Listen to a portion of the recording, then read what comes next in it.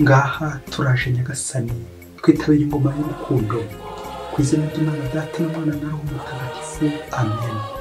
Amahoro bana b'Imana, nimuhumure, Imana iradukunda, ije kutugira neza kuri wa gatandatu w'icyumweru cya 28 tariki 21 Ukwakira 2023. Isomo rya muri Roho Mutagatifu yandikiwe Abanyaroma umutwe wa 4 umurongo 13-16 kugeza ku 18. Bavandimwe, ntago ari amategeko yatumye Aburahamu cyangwa urubyaro rwe basezeranwa guhabwa isi yose h'umurage, ahubwo n'ubutungane butangwa n'ukwemera. Niyo mpamvu ariko ukwemera isezerano ryabaye ihame, ritangwa ku buntu, rigenerwa urubyaro rwose, atarabishingikirije amategeko bonyine, ahubwo ndetse n'abishingikirije ukwemera kwa Aburahamu, we mubyeyi wacu twese, nk'uko byanditswe ngo nakugize se kuba amahanga menshi. Yemeye Imana yisubiza ubuzima bapfuye, igaha kubaho ibitariho. Yizeye ibidashoboka nyamara aremera, maze abaca umubyeyi w'amahanga menshi, bikurikije rya jambo ngo dore uko urubyaro rwawe ruzangana. Iryo ni ijambo ry'Imana. Zaburi 105. Hahirwa umuntu Nyagasani adashinja icyaha.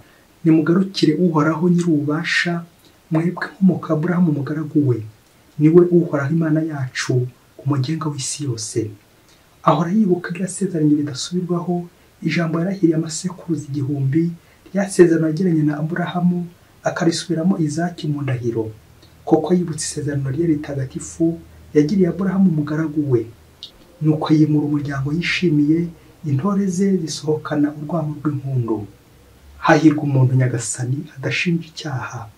Nyagasani Yesu nabane namwe. Amagambo mu Ibanga ntagatifu kwanditswe na Luka umutwe wa 12 umurongo 8 kugeza ku 12. Muri icyo gihe abwira abigishwa bati, ndabibabwiye, umuntu wese uzanyemera mu maso y'abantu, umwana w'umuntu nawe azamwemera imbere y'abamarayika b'Imana. Nawe uzanyihakana mu maso y'abantu, nawe azihakanwa imbere y'abamarayika b'Imana. Kandi nihagira uvuga umwana w'umuntu nabi, azagirirwa imbabazi, ariko natuka Roho Mutagatifu ntazagirirwa imbabazi. Mu gihe bazabajyana mu masengero imbere y'abacamanza n'abategetsi, nimuzibaze uko muziburanira n'amagambo muzavuga, kuko icyo gihe Roho Mutagatifu ari uzababwiriza icyo mukwiye kuvuga. Iyo ni Ibanga ntagatifu, kuko Roho Mutagatifu niwe uzababwiriza icyo mukwiye kuvuga. Amen. Inshuti z'Imana, nimugere Roho Mutagatifu n'ingabire ze zose. Muri aka kanya Nyagasani aradutumiye kugira ngo atubwire, tumwumve, nitumva ijwi rye rize kuduhindura, maze tubeshweho nawe, tumererwe neza kubera impuhwe z'Imana. Hari amazina menshi bajya baha Roho Mutagatifu. Hari Roho nyir'ukuri, hari Roho muhoza, hari Roho w'Imana, hari Roho umuvugizi, Parakletos, Roho muremyi, n'andi mazina menshi yerekeza kuri uwo mupersona wa gatatu mu butatu butagatifu, Roho Mutagatifu. Muri aka kanya tureke Roho w'Imana tuyobore, maze twumve icyo Imana yatugeneye uyu munsi mu ngingo tujye kuzirikana igira iti, uyoborwa na Roho Mutagatifu. Nuyoborwa na Roho Mutagatifu uraza kuvuga neza bikunde. Nuyoborwa na Roho Mutagatifu uragenda bikunde, uravuga bikunde, urakora bikunde, kandi ibyo ukoze bikagenda neza, kuko abayobowe na Roho Mutagatifu abo nibo bana b'Imana. Kuba umwana w'Imana rero ni ugukora icyo Imana ishaka, kubwirizwa na Roho Mutagatifu. Nawe rero reka Roho umuvugizi akuvugiremo, nibwo utazivuguruza. Naho ubundi nuvugavuga cyangwa ukivugira ibyawe ukabavugirije, Roho w'Imana uzaba umubuze. Nguko tugomba gufungura umutima wacu, tugafungura imbaraga za Roho Mutagatifu, maze tugafungurira abandi buri munsi. Ivanjiri gutwereka imbabazi za Yesu Kristo uko azohereza mu butumwa, ndetse akanabisaba ko zitazijyana, ahubwo zizareka Imana akaba ari igenda ibajyana, bakamera nk'abana. Pedagogue, bityo Roho Mutagatifu pedagogue, Roho uyobora abana, Roho akadutwara nk'abana, tukareka Imana ikatwiyobora ikadutwara. Iyo twawe n'Imana ugerayo amahoro. Iyo Roho w'Imana ari kukuvugisha agakuvuganira, iyo uretse Roho w'Imana akagenda gusobanurira, ntabwo ushobora no gusobanya. akenshi dukunze kubona ububasha bw'Imana buza butugana, rimwe tukabubona Roho Mutagatifu, ikindi gihe tukamubona mu ishusho y'abamarayika b'abajyanama Imana itwohereza ntumwa z'Imana, ikindi gihe tukabumva tukabumubona ububasha bw'Imana mu ijwi ry'imbere, umutimanama. Umutimanama ni iki? Ni ijwi ry'imbere rikubwira riti iki ni cyiza gikore, iki ni kibi kireke. Izo mvugo zose, ubwo bubasha bwose ni ububasha bw'Imana ikoresha kugira ngo tugirire neza, idukize, twe guhungabana, tuvuganirwe n'ubuvunyi bw'Imana. Ibyo byose rero twabihina mu ijambo, kuvuganirwa na Roho Mutagatifu, Roho Muvugizi akagukoresha nibwo kuzakora neza. Roho Muvugizi nakuvugiramo nibwo uzavuga neza. Roho Muvugizi nagukoresha uzakora byinshi kandi byiza, kubera ko uri kumwe n'Imana. Ibintu byose bitarimo Roho Mutagatifu ntabwo bishobora kuramba nyine. Iyo inama iteranye itabona Roho Mutagatifu, akenshi imyanzuro yayo ntabwo nyine bifashe. Wayobora inama ute niba Roho Imana atari kugukoresha? Wajya mu ishuri ute ngo wige niba utavuganye na Roho Mutagatifu? Wajya ku murimo ute niba nta jwi rya Roho Mutagatifu wumvise? Wagenda mu nzira ute niba Roho Imana atakuyoboye? Nta na kimwe wakora, nta na kimwe wavuga, nta na kimwe watekereza ngo kibe cyiza igihe Roho Mutagatifu atari wagukoresheje. Roho Muvugizi niwe turi kwiyambaza muri aya masomo. Amasomo aratwibutsa ko tugomba kureka Imana ikatwiyoborera. Twumvise mu isomo rya mbere uburyo Aburahamu, umukurambere w'abemera, yemeye Imana ikamukoresha. Imana ikakorana n'urugendo rwo kwemera. Aburahamu yari afite ukwemera, bigatuma koko yizera Imana, yizera amasezerano y'Imana, ko Imana idahemuka. Imana ntihemuka, Imana ntibeshya. Bituma ko gukomeza kugenda ayikurikira kandi ayikurikiza, bityo Imana ntigeze inamubeshya. Kumvira ijwi ry'Imana ati genda akagenda, kora iki akagikora. Ngo Roho Mutagatifu utumurikira, agatuvugisha, agatuvuganira, bityo ntituvuguruze Imana. La foi qui sauve, la foi qui justifie. Ukwemera gukiza, ukwemera gusobanura ntigusobanye. Uwo ni Roho w'Imana utumenyesha Imana binyuze muri uwo mugenzo mbonezamana bita ukwemera. Nuko rero imbere y'ibigeragezo, ukwemera kwacu kukageragezwa, Roho w'Imana aratumurikira tukabasha gutsinda. Nka Aburahamu, urugero dufite na Aburahamu. Umumaro wa Roho Mutagatifu usibye gutumenyesha Imana no gutwereka inzira turi kugana aho Imana idushaka, umumaro wundi wa Roho Mutagatifu ni ukudusukura, ni ukuduha kumenya Imana, ni ukuduha kuyoboka Imana. Nk'uko n'umuyobozi buriya biririmbye ati ahirwa umuntu nyagasani adashinja icyaha. Amen. Umuntu wabona Roho Mutagatifu ahora yisukura, arahinduka, isengesho riramuhindura, kuko abayoborwa na Roho w'Imana bo nibo bana b'Imana. Birinda gukora ibikorwa by'umubiri, ahubwo bakagenda bakora ibikorwa bya Roho, kandi bishimisha Imana. Ivanjiri uyu munsi nayo iratumenyesha umuriro wa Roho Mutagatifu, Roho dukoresha, Roho tujyana mu rugendo, Roho tujyana mu butumwa, agatuvugiramo. Iyo tuvugiyemo nibwo tutavuguruza Imana. Iyo dukoresheje nibwo dukorana n'Imana. Iyo twemera agatuyobora, nibyo dukozeho byose biba biri kugana mu ijuru, byerekeza mu ijuru.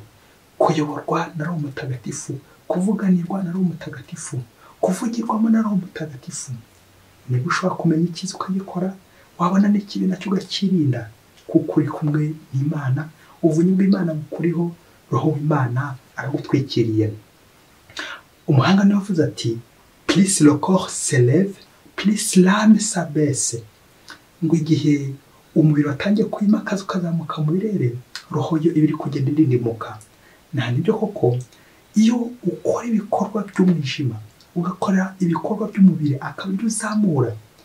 Ngiryo ryaraha ry'umubiri, uko akora ikintu yacu kararikira, ibitera soni n'ibindi byinshi cyane byandavuza umubiri wacu.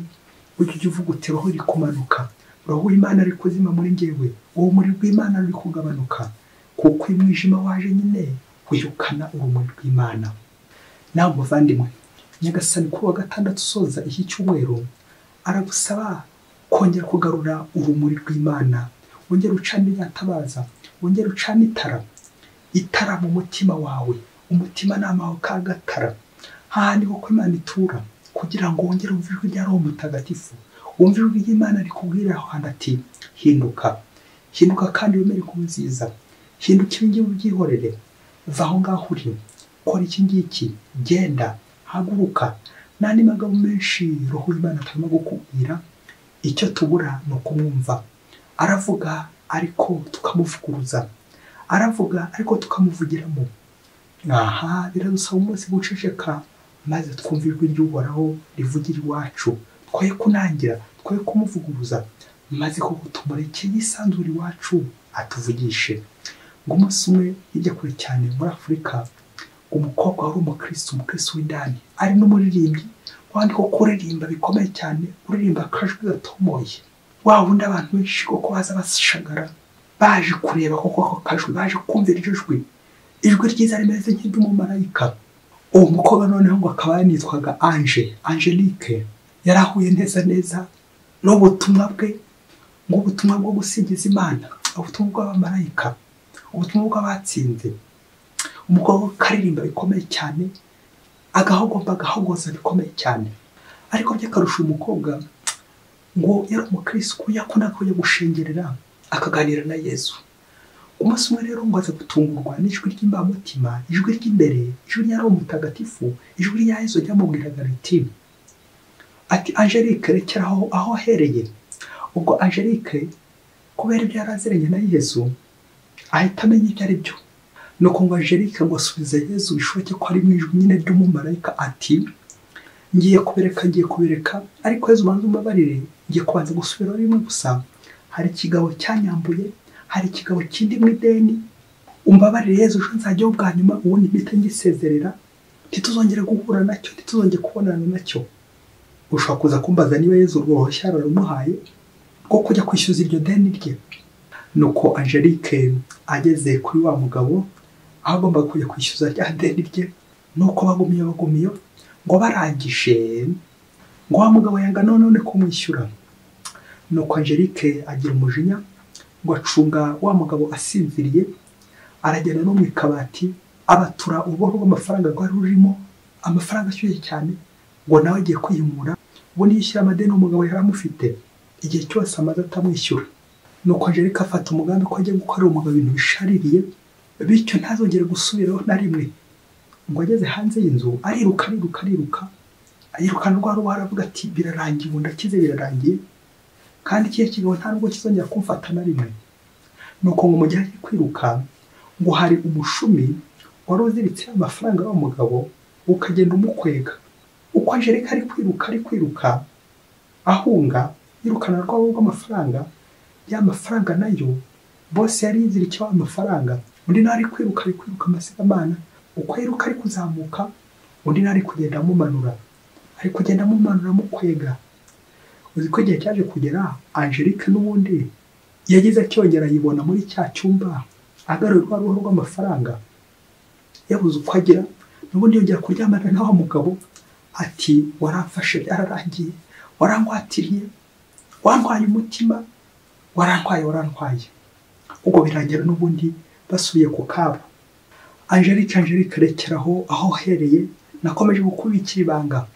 Nuko abandi bakozi bose bari bari aho ngaho muri icyo kigo, hanze no mu nzu hose barahurura, baje gushungera, ubwo barimo bareba Angelique n'urugoboro rw'amafaranga ubu yari kugenda rubyinana mu nzira, bose bakomeza kugenda bazamushungera. Nibwo rero bamenye ibyari biri kubera muri cya cyumba, nibwo rero byose bigiye hanze, kubera wari uwo mafaranga yari yatwaye. Yewe ubanzana n'ubu atararurekura rukimwizingiyeho. Bakristo bavandimwe, Yesu Kristo akuzwe. Uku niko Yesu bari kugukurura ngo kuzamura ujye hejuru. Sekibi wa mbose nawe ari kugenda gukurura kumanuka kuzimu, mukomeze kuganira, mukomeze kwibanira, mukomeze kwisanzura mu ngeso mbi z'urukozasoni, mukomeze kwisanzura uko mushoboye kose, mwimakaza umubiri uko mushoboye kose, murigiraha uko mushoboye kose. Kandi Yesu yarakuyangana igihe kirekire. Nibwo Yesu naza kubwira ati Angelique, padiri, masere, frere, warekeye aho ngaho. Igihe wanze kumvira ijwi ry'umutima namba wawe, wa Roho Mutagatifu byajwe imbere bizarangira igihe kizagera bya bintu byawe bijye muri sale bijye gukarubanda bijya muri public abantu bose noneho bajya babimenya kuko Yesu yarakwihangana igihe kirekire akwihangana umwaka wa 2 wa 2 wa 3 wa 4 wa 5 wa 6 wa 7 wa 8 wa 9 wa 10 wa 12 wa 15 ugakomeza ariko wanze kumva nyamwanga kumva ntiyanze no kubona buri gihe Yesu azatuburira aduha ibimenyetso byinshi cyane hari naho bijyana ntakifatira ibuye akagukomanga ati va mu byaha reka ibyo bintu rekeraho Angelique rekeraho we rero warangiza ugahereza Yesu impamvu ati Yesu reka maze njye kongera ndi amafaranga yanjye Yesu reka maze nongere njye kwishyuza amadeni yanjye gutyo ukugenda uhayeza impamvu niko se kibi ari gukaza umurego niko se cyari gukubita gatoki gukanda ati yaba yongeye kugaruka we nkakwereka uburyo noneho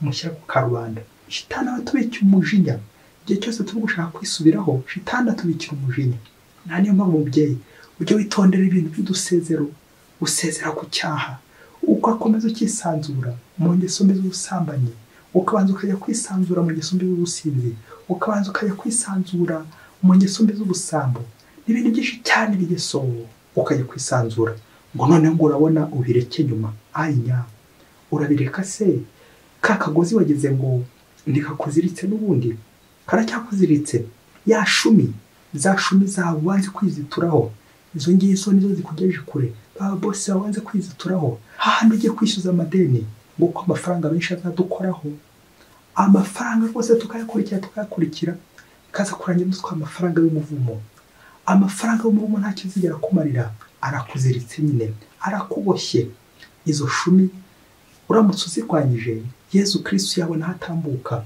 ijwi rya Yesu wakongera ukaryumva ijwi ry'umutima nama bakristo bavandimwe no kwitondera inyongezo yagiye ikora ku bantu benshi umuntu akongeza umushahara ariko nawe ukagenda umwongeza mukarangiza mu iraha ry'umubiri ngizo ruswa ku mubiri ngiyo ruswa ku mafaranga n'ibindi byinshi cyane byose by'inyongezo rero umukristo muvandimwe umva ijwi rya Yesu nawe umunsi nkuko ryabwiye Angelique ati niba hari umuntu uzi nawe wahaye randevu umuntu wahaye randevu ko muzasubira mu cyaha umusezero uyu munsi we kongera gusubira kuko shitani wasanga ari we guteza uwo munsi wabwirwa n'icyo niba uwo munsi atari wa nyuma ku minsi igisambo ibaze ngo ni ngahe ngo ni 40 ushatse kuba igihe gihagije nyagasana we yaguteguje ariko ku munsi wa nyuma wa munsi wa 40 wagera rero ugasanga bigiye gukarubanda kandi Yesu yarakoze ibishoboka byose araguhishira ngiye ibya Yesu ntabwo ahita tugaragaza burya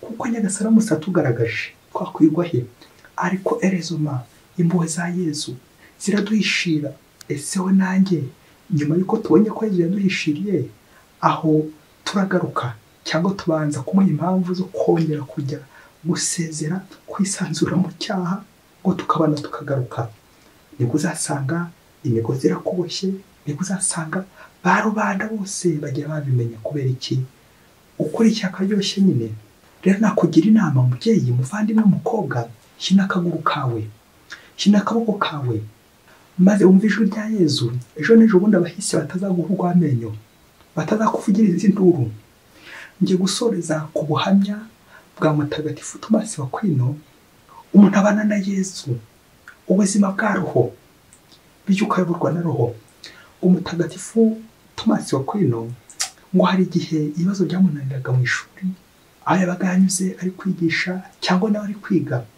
nuko ngo ku mugoroba ngo akajya imbere ya Yesu akaba yapfunda umutwe muri tabernakoro ariko baza Yesu harya Yesu igisubizo cya biriya ni iki harya Yesu nze kubigenza nte Yesu uze kunyongorera icyo nza kuvuga Yesu uze kunyongorera icyo nza gukora ningera hariya Yesu uze kunyongorera ninza kwibagirwa Yesu uze kunyongorera ningera ahangaha nintambuka ahangaha kongorerwa na Yesu bityo nawe ubireze uti Yesu uze kunyongorera dusabe Yesu ahora twongorera roho w'Imana tuvugishe roho w'Imana tuvugiremo atwongorere igikwiye nibwo tuzanyura Imana ku mpuhwe zayo buri munsi mwese Imana ibahe umugisha Imana Data na Mwana na Roho Mutagatifu amen Padiri Musumwa Gisirasi wa Diyosezi ya Cyangugu.